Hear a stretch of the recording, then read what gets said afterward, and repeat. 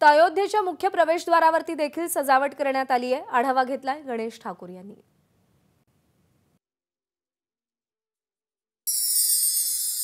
राम मंदिर प्राण प्रतिष्ठा सोहळ्यासाठी जय्यत तयारी अयोध्येत केली गेली आहे।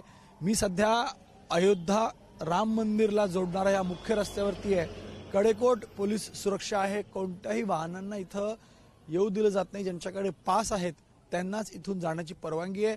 आणि मी इथून या धर्म चौकावरून तुम्हाला मुख्य प्रवेशद्वार राम मंदिरच्या दिशेला जाणारा त्याला दाखवण्याचा प्रयत्न करतोय। आपण पाहतोय इथं एक रथ आणि रथावर एक सारथी आहे आणि हा मुख्य प्रवेशद्वार आहे जिथून आपण राम मंदिरच्या दिशेला जातो। याला आपण धर्मपथ म्हणतो। या धर्मपथावरती सूर्यस्तंभ उभे केले गेले आहेत आणि हा मुख्य प्रवेशद्वार अत्यंत भव्य सजवला गेला आहे। फक्त मुख्य प्रवेशद्वार नव्हे तर ज्या रस्त्यातनं आपण राम मंदिरच्या दिशेला जातो त्या रस्त्यांवरती अशाच प्रकारे सुंदर कलाकृतीच्या माध्यमातून सजावट केली गेली आहे। या धर्मपथावरती या धर्म चौकावरती हे अशोक स्तंभ आपण पाहतोय। एक चक्र पाहतोय।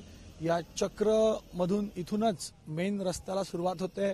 आपण अयोध्येत दाखल होण्याआधी अनेक किलोमीटर लांबपासून मोदींचे पोस्टर्स आणि मोदींच्या उपलब्धी सरकारच्या उपलब्धी त्यात सांगितलं जातात। लोकांशी कनेक्ट करण्याचा प्रयत्न आहे कारण मोदी सरकारमध्येच राम मंदिर जे 500 वर्षाचं स्वप्न होतं ते पूर्ण होऊ शकलं आणि यासाठी सौंदर्यीकरणासोबतच हे पोस्टर्स लावले गेले आहेत आणि अत्यंत भव्य असा हा कार्यक्रम होणार आहे ज्यासाठी कडेकोट सुरक्षा लावली गेली आहे आणि पूर्ण अयोध्येत रस्ते चकाचक केले गेले आहेत आणि अयोध्या सजवली गेली आहे। कॅमेरामॅन अनिल संगरेसह गणेश ठाकूर, एबीपी माझा, अयोध्या।